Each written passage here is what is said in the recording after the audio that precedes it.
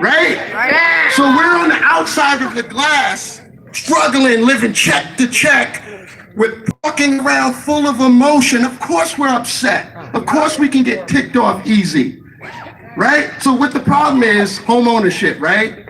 So when you own a home and someone drops some trash in front of your yard, you're gonna be concerned and pick it up because you own property. There's a lot of people that don't home is that you're doing in your for your home. It's an extended home. That's what we're saying. Get your knee off our neck.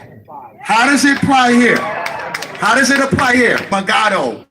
Rain. And the police showed up. Pushing people, all right, come on, let's go, let's go. We all witnessed. Making this up, it's real. Now let me give you my own testimony. Okay?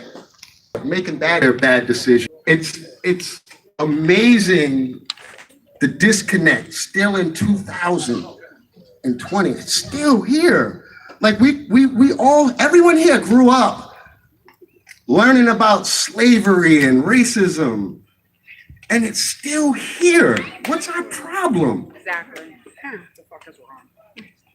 Different colors?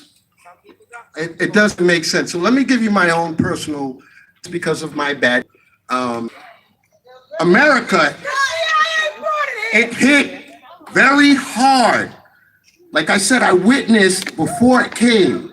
We used to have cookouts, the parks were used often. How you doing, and then all of that stopped.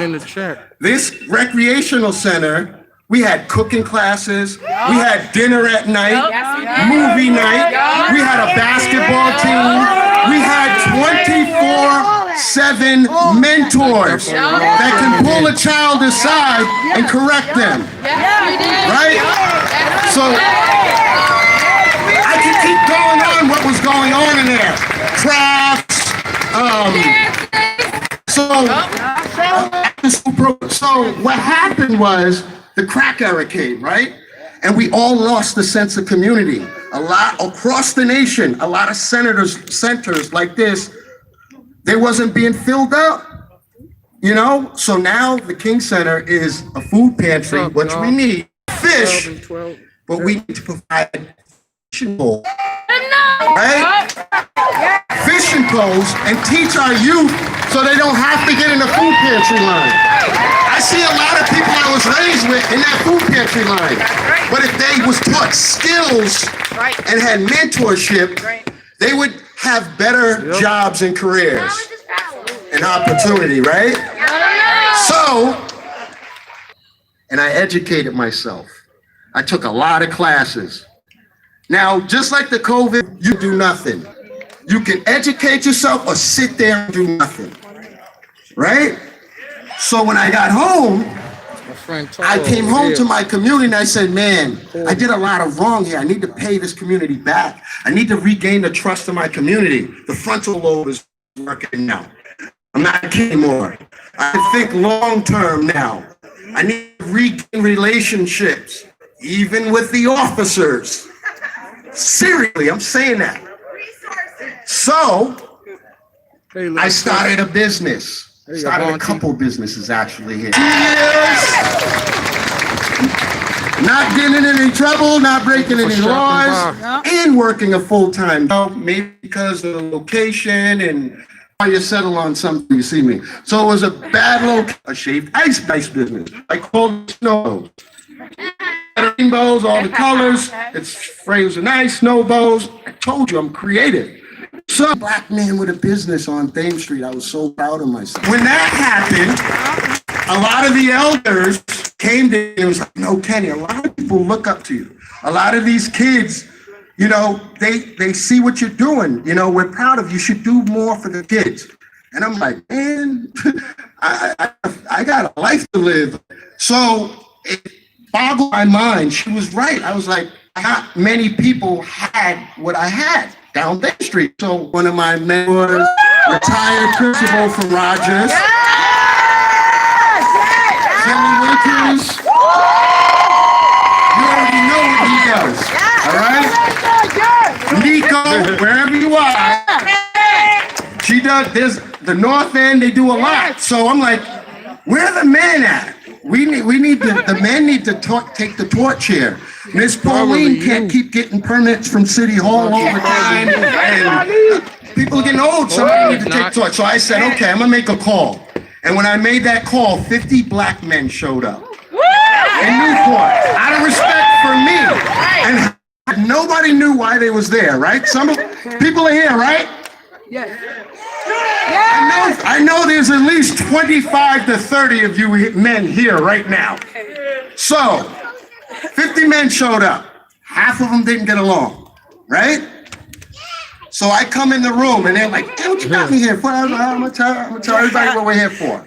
My message was, it's time for us to take responsibility of our community. Let's put our resources, our money, our connections, our talent together and create a powerful impact in this community. That's what the Kingsman's about. So, thank you. So, I said, I don't have to do it alone. Let me find like-minded men that want to build a better community for their children.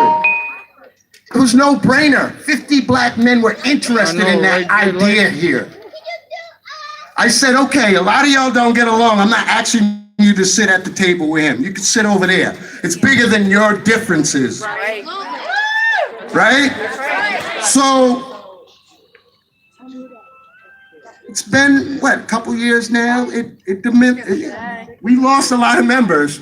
We got a solid core now. We got a dedicated, committed core that will make meetings.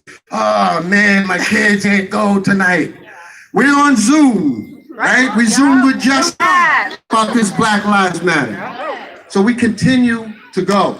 So long as there's something to do in the community, there will always be a Kingsman. Right? So back to my testimony. Now that you know who I am, why I'm here, and who the Kingsmen are. So I'm doing these things in the community, okay? Toy got something. Gatekeepers of that, with rulers, pencils, pads, envelopes. We did that. We showed up to the homeless. What do you need? We need socks. They always need socks and stuff like that. We're in touch with the community. We're not a building over there where you can come sign up and get some of our resources. No, we're going out to you. That's what the Kingsmen, that's what we're trying to do. We're trying to be in touch with our people. But we hope our character is not assassinated. Because guess what? Some Kingsmen, as a Kingsman, went to jail. Guess what? When they get reformed and come out, they will be a Kingsman again. Know why? Because we're a work in progress as well. Kingsmen are not perfect. We are not perfect. So, testimony. So I'm doing these things in the community. I'm loving it. One of my Kingsmen comes to me and says, Kenny, an officer reached out to us and said, they want to somehow connect with the Kingsmen. We want to diminish that reputation that some of the older officers gave this department. I give you credit. I give that officer credit for that. So when I reached out, and let me make this clear, we need police. Because if your car gets stolen, you're not going to borrow your friend's car and ride around and look for your car. If your daughter gets kidnapped, you're going to the police.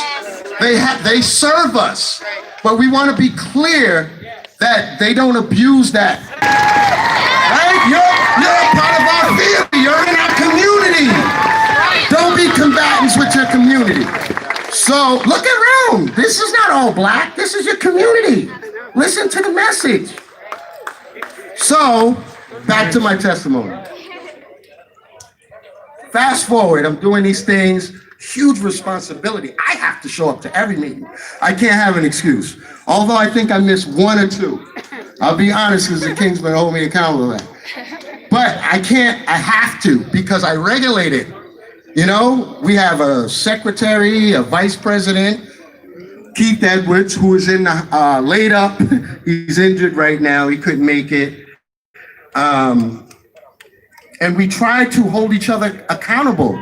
We even try not to curse so we can practice our oratory in our meetings. You curse, put some money in the cup, bro. You just curse, man. The reason why because we curse, but the reason why we try to practice not, because when we do public speakings like this, we don't get the slip of the tongue around children. And say, oh, sorry for that. So it's good practice not to. This is the character of the Kingsmen. Okay? Back to my testimony, because this is where it gets really personal. A couple of months ago, arrested for, I think it was assault with a deadly weapon. It was in the paper. I got to go to court for that next week. Right?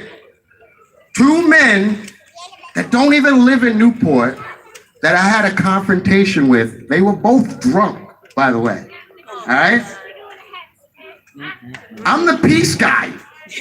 I'm trying to connect. It's not working. It's not working. It's not working. So I have to defend myself, right?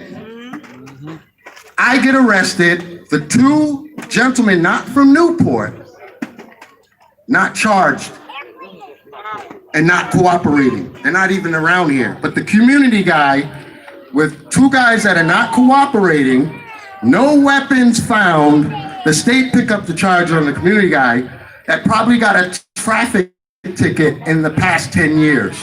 Does that make sense? So I hope, so I'm a manager, by the way. So my temperament have to be in check at all times. I have a staff. I can't bring that street stuff into my job. So when it comes to managing my behavior, I'm very good at that. You can't poke, you gotta be very, very clever to get me off my rocker. I've seen too much. I always say this, a good comma bank account. And I like to make deposits all the time. Right? So I say my testimony because sometimes they get it wrong. Often they get it wrong. I'm not going to speak on it anymore. I'm going to leave it up to the justice system. I can't wait to have my day in court. I can't wait. They got it wrong. For coming in the chat. You know? Let them have the future. So I just want to say, if you don't get justice, no peace. No peace. Said it was, we would love to incorporate what that center used to be. If we can have small space, we don't have any space for you here. The name Kingsman sound like came from the King Center. He does, right? The Kingsmen was a basketball team here. Guess what? We want the drugs out. We want our community back. The King Center said, hey, look around you. Things has changed. Yes, it's changed, but the kids are still here. It doesn't matter the color. They still need mentorship and guidance. Man, pay attention to your kids. Amen. Justice. You don't mention your kids, that tells a lot. Right? So I just want to say no justice, no peace, no justice, no peace. And I pray that we could get space. That's it. Amazing, man. I'm so proud of Newport. Give it up. We gotta change the way we think, y'all. I want to say to my beautiful black sisters, man, I love y'all. Without y'all, this wouldn't be possible, man. For all the years that y'all been looked across, you know what I'm saying? I want to say, you are the queen of this earth. Man, we gotta change. We gotta change, y'all. We got a few guest speakers tonight. We want to say a few more things real quickly about education. We have to change. We got to change the structurally damaged that we must fix this gap in America of racial, being racist society that we must change, man. Our society has caused so much pain and blood. excuse after excuse, murder after murder. We can't kill no more. You can't take our life no more. No more. No more. I said no more. No more. We're not tolerating this no more. We can't tolerate the murders and killings across this country. Every man, every woman deserves to live. That's right. That's right. You don't got the right, only God got the right to take. Amen. You know, I love my country. My country's amazing. I love my country. I want my country to love me back. Because I love all y'all out here. Brother Gary loves all of y'all. Black, white, green, I don't care what color. Because God made this earth. You understand? And you can't divide us no more. I want you to listen. You got to listen to us. We are a voice. We are human. We live. We cry. We bleed. You are my brothers and sisters. We fight for this country. We put ourselves on the line. Every day we get up in the morning, we are the originators of this world. Amen. And we are proud, undisputed, unapologetic. I am black and I'm proud.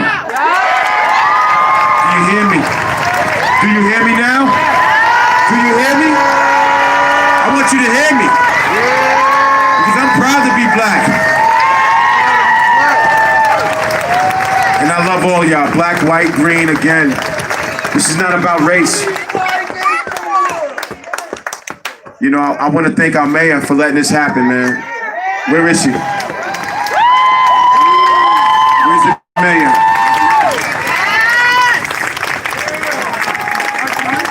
I want to say to the mayor, man, she made this possible.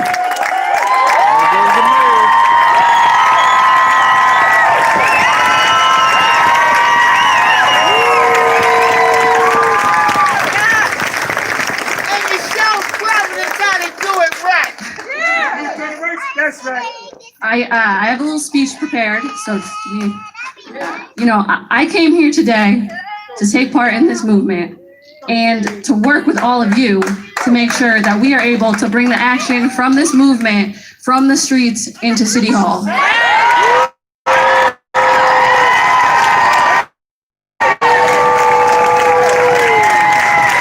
We are with you. I'm here to listen to the voices of our community, the voices of my community, and help amplify those voices. And in doing that, I want to take a moment real quick right here, and I want to recognize some of these activists and organizers in Newport that are here day after day doing the work. I'm thinking of organizers like Sankofa, the Middle Passage Marker Project, the Newport County NAACP. Where's Jimmy? Come on, Jimmy.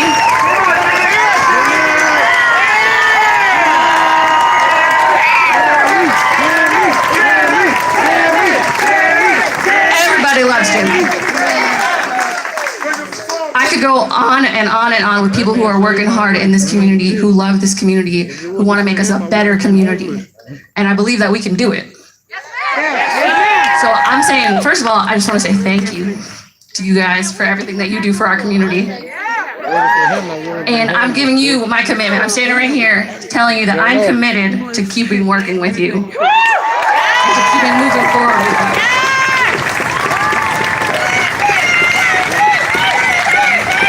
And there's two more things I want to do. First, I want to say these names.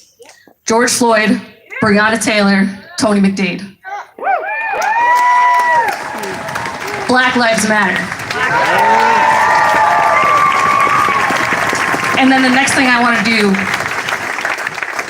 is make sure you all know, and I'm sure you all know, that this is an election year. And we need people at all levels of government working on this movement. So I want you to vote, but I want you to run. I want you to run. Whatever your city, if you live in Newport, you live somewhere else, at all levels, we need you. And if you don't want to run, I want you on a board. I want you on a board. I want you on the board of something in the city, one of these organizations. I want your faces and your voices heard because it needs to be heard. So I want you to run and I want you to vote.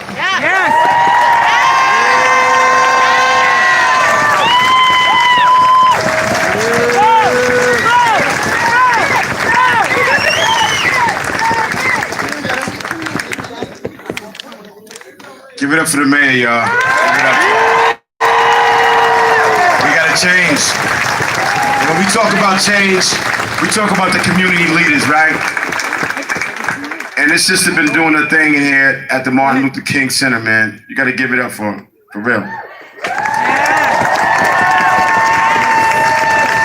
So, thank you so much, everyone, for being here today. This is absolutely incredible, and I'm honored to be a part of it. On my way down Broadway with my daughter walking here today, my daughter, who is going into her senior year in high school, said, "Mom, I thought 2020 was going to be the worst year ever, but I think this is the year that things change."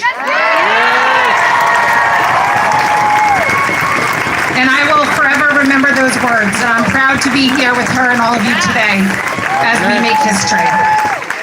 So I'd like everyone to turn and look at that building behind you. That building has been helping people across Newport County for almost 100 years. Martin Luther King Center. And if you are someone among the crowd who's been helped or your life has been changed, touched in some way by the Martin Luther King Center, I'd love you to put your hand up so we can see you.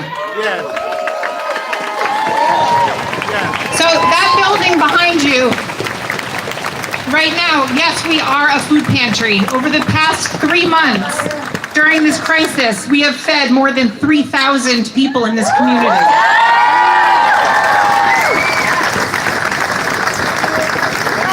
But I'm also proud to say that last week, when the governor let us reopen our preschool, where we educate lots of young children in this community, we were able to do so and give them a 95% scholarship so their parents can get back to work.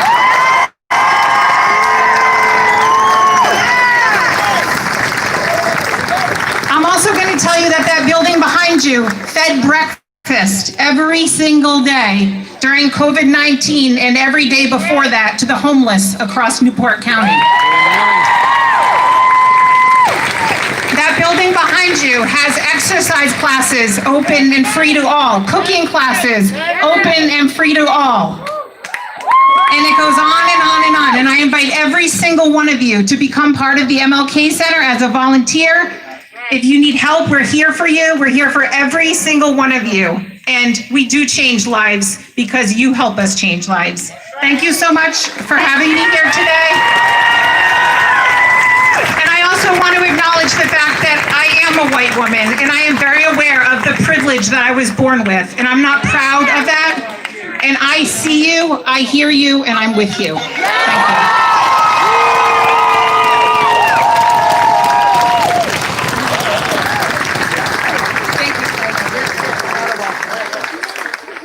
Thank you. Okay, so hi, my name is Nico. I'm the founder and executive director of Sankofa Community Connection. And I don't know if you heard of us, but we do a day of renewal each year where we celebrate Black culture. And it takes place right across the street at the Great Friends Meeting House. We've worked with our mayor to have the red, black, and green flag flown at City Hall for the first time in Newport's history for Black History Month. And I would like to thank the mayor for doing that. Where did you go? Thank you for supporting everything we do. So my nonprofit is to uplift the Black community. We do celebrations, we do discussions on racial equity, and we talk about things that people don't want to talk about. So we're about making changes and taking action.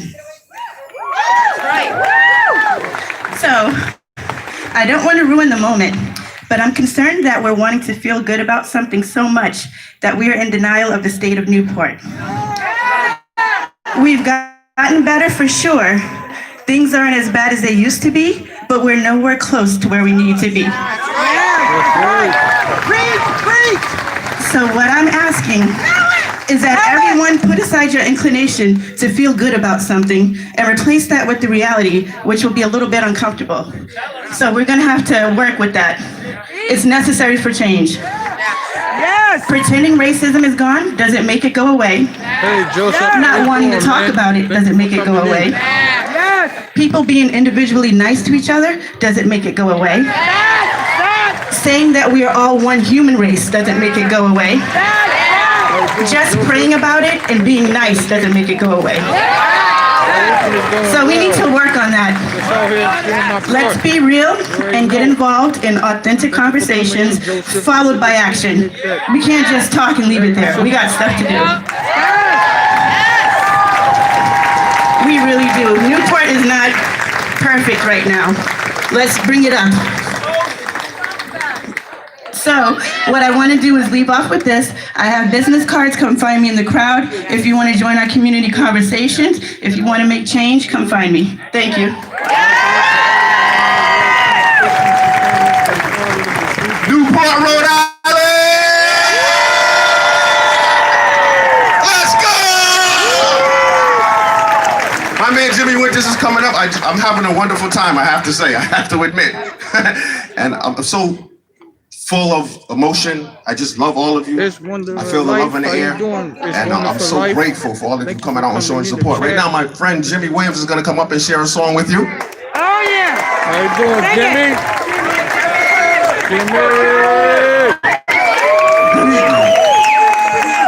I'd like to thank the Kingsmen, Black Lives Matter, the Mayor of Newport, and all of you. I would like to do a little song entitled "Change Is Gonna Come," because I don't myself there beyond the sky. It's been a long time coming, but I know change gonna come. Oh, yes it will. I go to see my brother, and I say, brother, will you help me, please? But he only knocks me right down on my knees. And oh, there have been times that I thought I could last for long, but somehow I'm able to carry on. It's been a long time coming, but I know change gon' come. Oh, yes it is.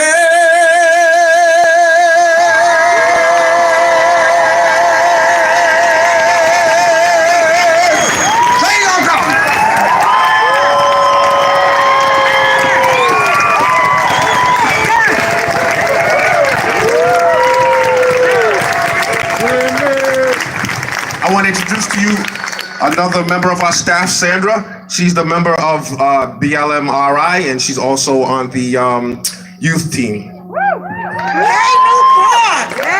What's up? Usually I get up here and I'm scared, but I see all of y'all. Y'all give me so much energy, and we appreciate y'all coming out. I'm here to talk about police brutality on people who have disabilities. I think they need to be handled a little differently. What do you think? Yeah, we need to tell the police we're going to step up to that. We're not going to speak. We're not going to keep quiet. We're going to speak on it. And that's what I want to talk about. And I also want to let you guys know, I got so much energy over here. I also want to let you guys know, don't never forget that you're wearing a face mask. It's never your muzzle. Okay? Peace. Love you.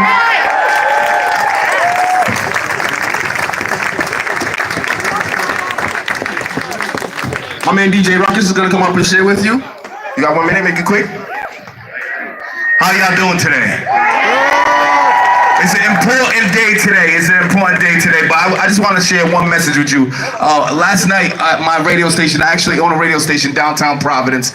I've been a black business owner for 11 years downtown Providence. One of the only black business owners downtown Providence for 11 years. And I've been through a lot. To keep that business going.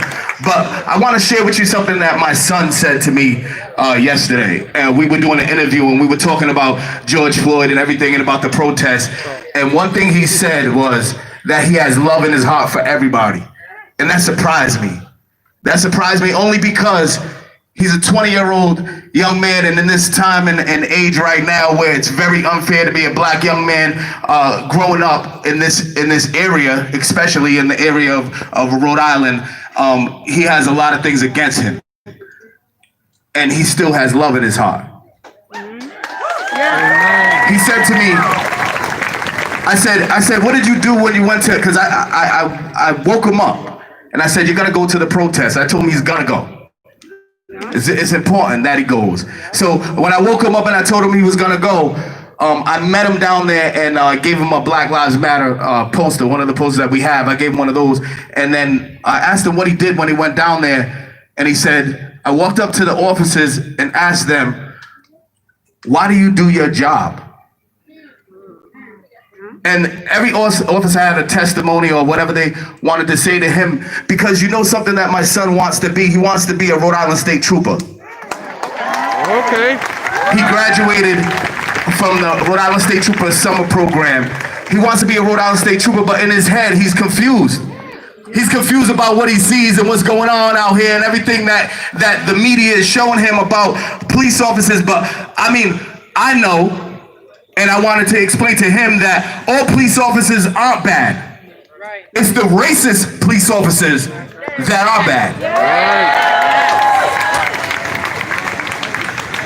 So what I want to ask Newport is, what I want y'all to do is, we love our athletes. We love them to death. We love the people who play baseball, basketball, football, soccer, whatever they play, whatever they do. But what I want to tell you is, I want you to try to get some lawyers, some doctors, some DAs. I want you to try to get your kids and grow them up to be something different than an athlete. Maybe they don't want to play basketball. So push them to go to school and try to be something a little bit different, because the only way we're going to make change is being able to show them that there's a different path than just picking up a basketball. That's all I want to implore to you is try to get them kids. And how we also do that is get legislation so we can have a program in the Dr. Martin Luther King school back here. We get a program so we can get these kids educated so they can do something other than, or they could do that, and that could be another thing that they can do. So that's all I want to say. I want to thank y'all for your time, and I appreciate the energy, and it's beautiful, beautiful out here.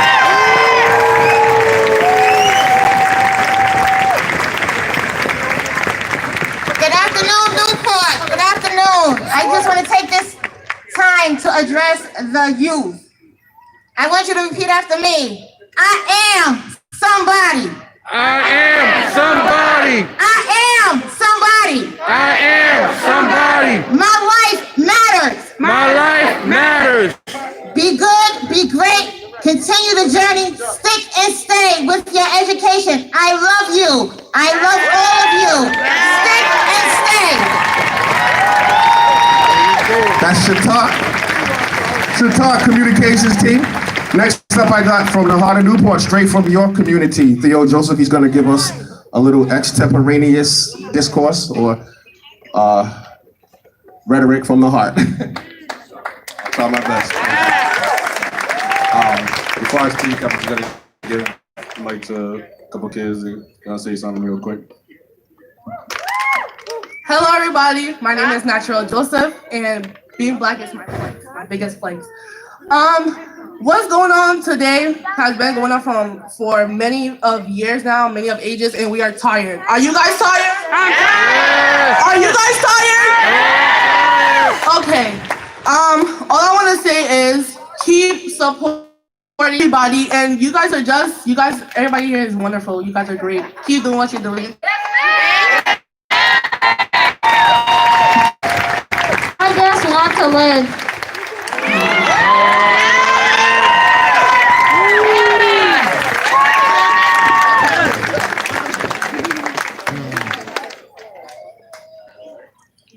Hello, and thank you to everyone who came out today and has come out to all the protests across the country and across the world. I want to shout out all the white people that Gary to give a speech.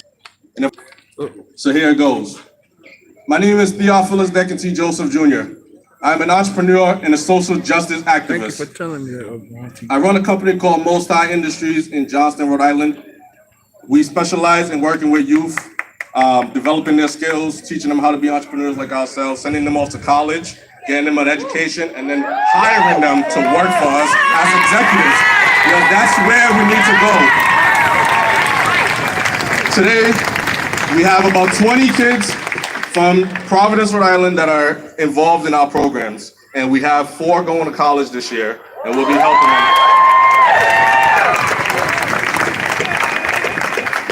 So I'm 27 years old, and for the past 20 years, I've lived in the United States of America after being born in Mama, Liberia.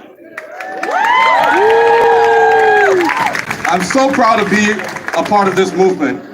First and foremost, I want to address all my white friends, especially in Johnston, Rhode Island, where I grew up for most of my childhood.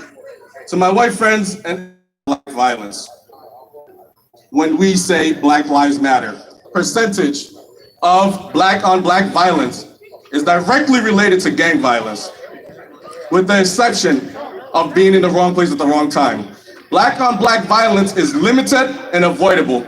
As a black man who has spent 20 years in this country, the last time I've experienced black on black violence was when I was a 7-year-old kid walking home from school with my sister. But while we're on the subject, let's talk about the meat of black on. For the stereotypical, let's talk about our local drug dealer and gang member. And let's call him Ray Ray. White America, please tell me how Ray Ray, who doesn't even own a car, has access to thousands of dollars worth of drugs. Please tell me how Ray Ray, who doesn't, access to thousands of dollars worth of guns and ammunition.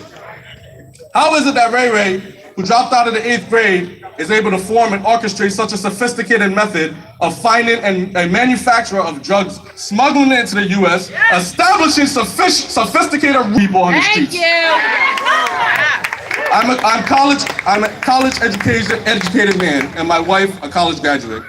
I nor her won't even know where to start to orchestrate something so sophisticated with so many moving parts. So I'll tell you how it's possible. It's possible because Ray Ray is not the guilty person responsible. Ray Ray is the guy being used to take the blame for Brad. The J.P. Morgan executive. Y'all thought we forgot about that one. It's possible because the real criminals wear suits and ties. Right, that's true. The real criminals sit in their corner offices downtown. The real criminals run for political office. The real criminals wear a badge. And the real criminals keep their hands clean.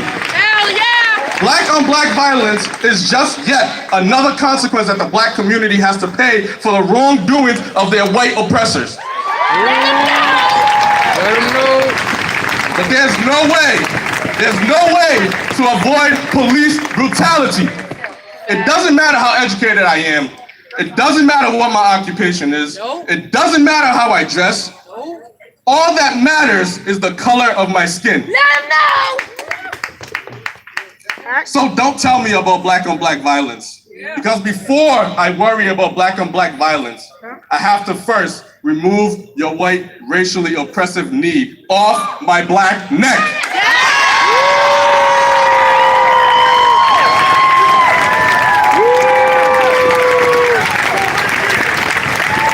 To all my people out there who are more vocal about the riots than about the real injustice, I say to you, after all this time with little to no progression, I say to you, do we not have the right to be this angry?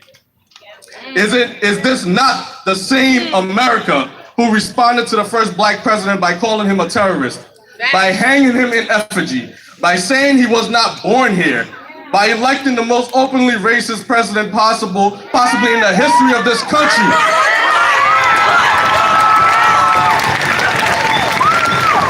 Let that sink in. saying that Donald Trump is in the same boat as the presidents who owned slaves. Is this not still the country that brought over slaves in the early 1600s? Is this not still a country that murdered Native Americans and stole their land? Is this not still the country that hosts the Nat Turner's revolt, as well as an entire civil war, just so a black man can no longer be considered property? Thank you. Is this not still a country that killed millions of people because of the color of their skin? Is this not still a country that lynched and burned our people and our properties? Is this not still the country that murdered Emmett Till, an innocent child? Is this not still the country that fought an entire war overseas to free Jewish people from Hitler? While at the same time, not allowing people of color to eat with them, to talk to them, to work with them, to go to school with them, to drink from the same fountain as them, or even to sit next to them. Is this not still the same country that burned down Black Wall Street? Is this not still the same country that implemented redlining? Is this not still the same country that forced drugs into our community as well as violence? Then immediately waged war on us because of the drugs and violence. Is this not still the same country who assassinated the president that abolished slavery? Is this not still the same country who assassinated the president that was about to abolish segregation? Is this not still the same country that assassinated one of the most prominent freedom fighters in Black history, Dr. Martin Luther King? Is this not still the same country that is doing the same old shit, just a different day? To all my people out there who are saying you can protest peacefully, but no need to destroy and loot. First of all, protesters and looters are not the same.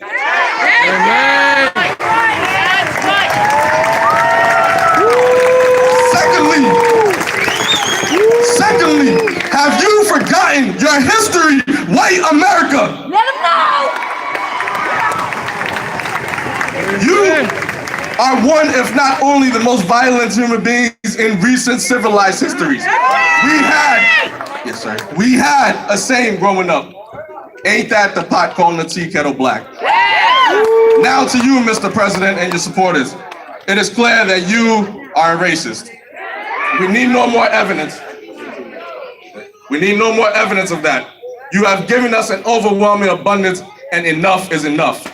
That's right. You are clearly unfit to be the leader of the most diverse nation on earth.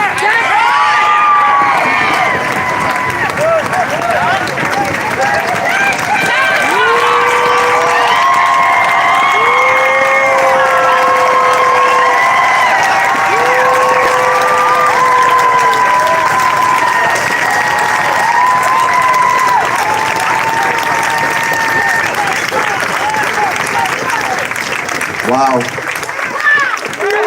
This is us. That was not extemporaneous like I thought, which means off the top of the head. But nevertheless, it was brilliant and it was provocative and it was thoughtful. Good job. Well done, young man.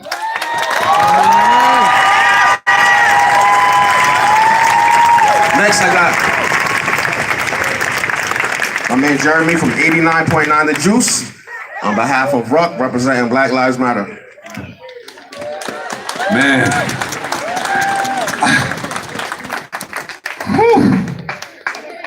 I just gotta get this brother back up here one more time, please.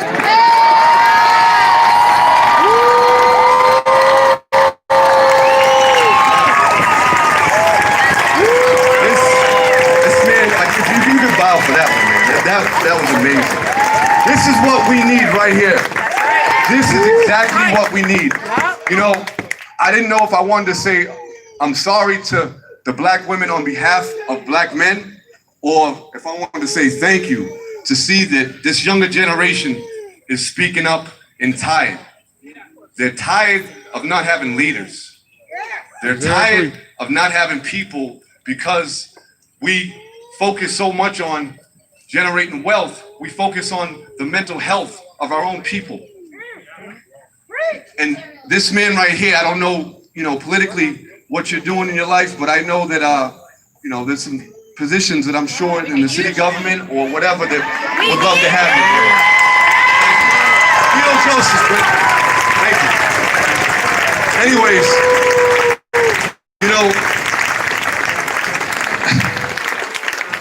before I wanted to speak about anything that's going on currently, I think that, the gentleman that actually is running this building, Kingsman, deserves another standing round of applause. Gentleman here, Kenny Lane, please. On behalf of 89.9 The Juice, DJ Ruckus, Black Lives Matter, we wanted to, I know this is not a Sunday service, but we wanted to try to give, we don't really have much because we don't have public, federal funding. We're a black media company that doesn't have that, but it's not about us, it's about them right now. And we wanted to make sure that we wanted to show love, and we wanted to give you guys a donation from 89.9 The Juice and what you guys have been doing here. I appreciate it, brother. I've been looking to find men like him. I've been looking to find men like him, and men like Brother Gary, and men like the pastor when you're about to see. And I can't even introduce that man yet. But Back to you. this is what we wanted. And I don't know if you guys have any loose change on you, but before you get out, if you could, make a donation to this right here, because this is what builds communities. Amen. People, it's the love. Rhode Island, I'm not from Rhode Island. I came to Rhode Island because Rhode Island showed me so much love. I felt the love from all the communities. They call it plantations. It's not plantations. It's not plantations. We have Newport, we have Portsmouth, we have Middletown, but today this represents Rhode Island. This is the state of Rhode Island. This is not Pawtucket, Chad Brown, Washington Park. This is not these little villages. This is Rhode Island love. This is what they showed me back in 1999 when I decided to come here.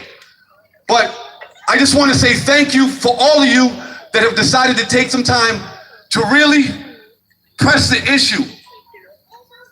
It was so important to see the support. We are a small percentage. But today, you showed us that we are the majority. And I love you all. Thank you. Thank you, sir. Next up, I have my good friend Virginia. She's going to quickly tell you about the importance of voting. Hi, everybody. This is a little impromptu. I never experienced any of this, and it pisses me off. It really pisses me off. Yeah, it really does. There are a lot of people that look like me and you that feel the same way. Anyway, my 2 cents is why it's so important to vote this year. Now, we know about the president, whatever, I'm not even going to go there. We know that we got to get out for that. But we have to get out in the Senate and the House. And the reason is, in 2016, the Republicans, I have friends who are Republicans, whatever, they took the Senate, the House, and the presidency. Sure did. Okay? And what they did was they redistricted. You may have heard that word. Now, I'm sorry, I'm sure there are people that already know this. But what they did was they meandered all over the city. So if you have a city and it's set up like a grid, you have this section, that section, and everybody who's in that section votes for whoever they want, right? That's the way it's supposed to be. The Republicans got in and changed that. what they did was on that grid, they took a little section like in the middle that might have been in the cities because there's more black people in the city. So they did that and they made that one district. And then all the way around it was more white. So they voted for their representatives. So when they say we don't have representation, it's true because they redistricted. And they don't tell you that. They don't tell you that. Okay? They don't tell you that. They don't tell you that. And the only way it's going to be fixed is if we take the Senate, the House, and the presidency. Then we can make the rules. Okay? So vote for douchebag in the presidency. Sorry. Okay? Vote for your senator and your congressperson. It's equally as important so we can say what we want and get redistricting fixed. So we will have representation. That's it. Thank you.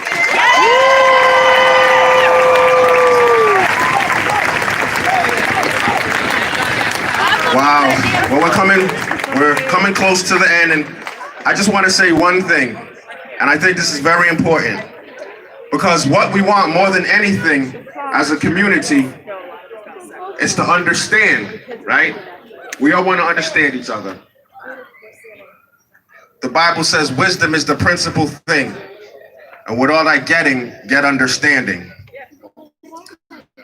So a lot of times the question that we're asked, me and Brother Gary, wherever we go, to whatever circles we go, is how do you feel? And that's a legitimate, genuine question. White America wants to know, how do we feel after 200 years of such barbarity? But they want to know, and that's a good thing, because my mother said there was a time when they didn't care, but they want to know. And my answer is always the same. It's a feeling of numbness. It's beyond pain. It's beyond rage. It's beyond anger or sadness.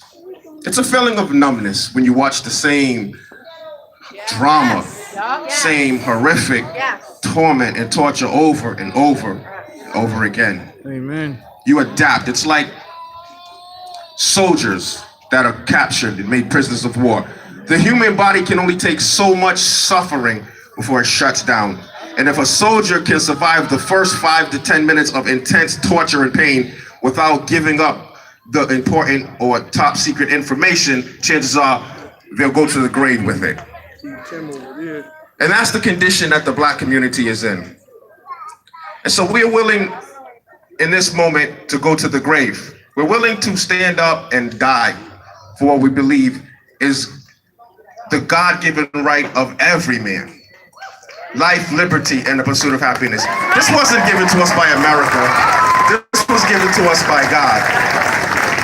And America is the greatest country in the world. And together, I believe we will live up to the high ideal of the greatest country in the history of the world. Pastor, you close it out. All right. So God of the universe, in every religion, Islam, Judaism, Christianity, this story is told. Genesis chapter 4, where there was a brother by the name of Cain and a brother by the name of Abel. And Cain killed his brother Abel.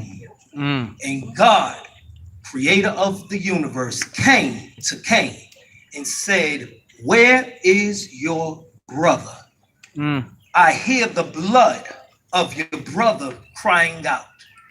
God, who knows it all, asked a question on that day. God don't need to ask a question when he already knows the answer. He's asking a question today. Do you hear the blood that is crying out from the ground? George Floyd, Ahmaud Arbery, Amen. Eric Garner, and the list goes on. Do you hear the cry? God is asking us a question and he's looking for all of us to give an answer. My question is, how will you answer that question when we leave this place today? How will you answer the questions in your home, in your schools, in Newport? He is asking you the question. How will you respond? For he hears the blood crying out. Amen. So I close with this, because all of us are responsible and accountable to answer. And George Floyd said he could not breathe. Amen. He could not answer. But with the breath that we have, we will breathe. Amen. And we will give an answer Amen. to every system that's trying to keep that knee on our necks. You have the answer. And so with that, let's do this prayer. Just raise your hands in the air. That's it.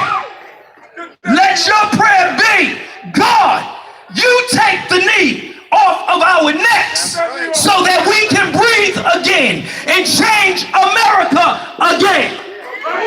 We shall overcome. Not one day, but today. We're going to overcome. Today. And so forth. As we close, we're not going to have enough time to do 8 minutes. But can we at least give a minute of silence? And in your silence, you give your answer of how you're going to make a world change and be a world changer. Shh.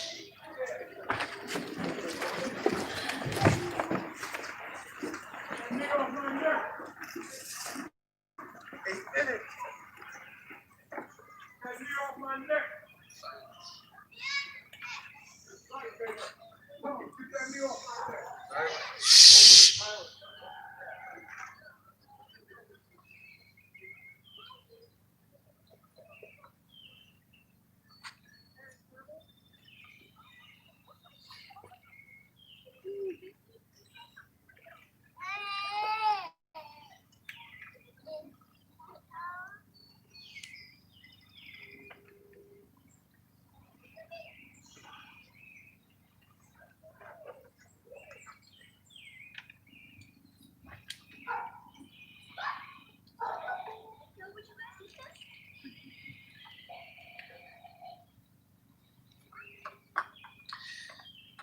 So, Father, we leave this place, not from your presence, but to be world changers.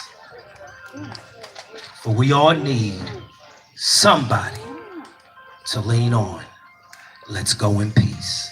In Jesus' name. Amen. Black Lives Matter. Black Lives Matter. Black Lives Matter. Black Lives Matter. Black Lives Matter. Power to the people. Power to the people. Power to the people. Power to the people. Thank y'all. Thank you so much. We love you, Newport. And keep that knee off my neck.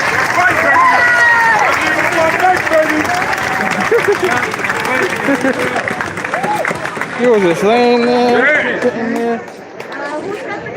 Huh? Did you find your mom yet? Where's she at? Oh! Oh, the lady. I see you. You want to say hi to my people? Oh, thank you. You too. You as well. Okay. Yes. Mom's right there. What's up, man? What's going on? Good, man. How you doing? Good, and you? Good. Brother. How you doing, man?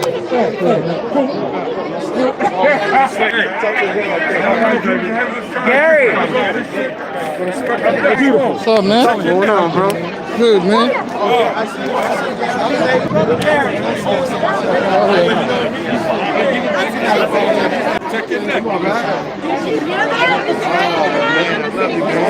What's up, man? My brother, love you too, man. For doing what you do, because you're a big cousins and helping everybody out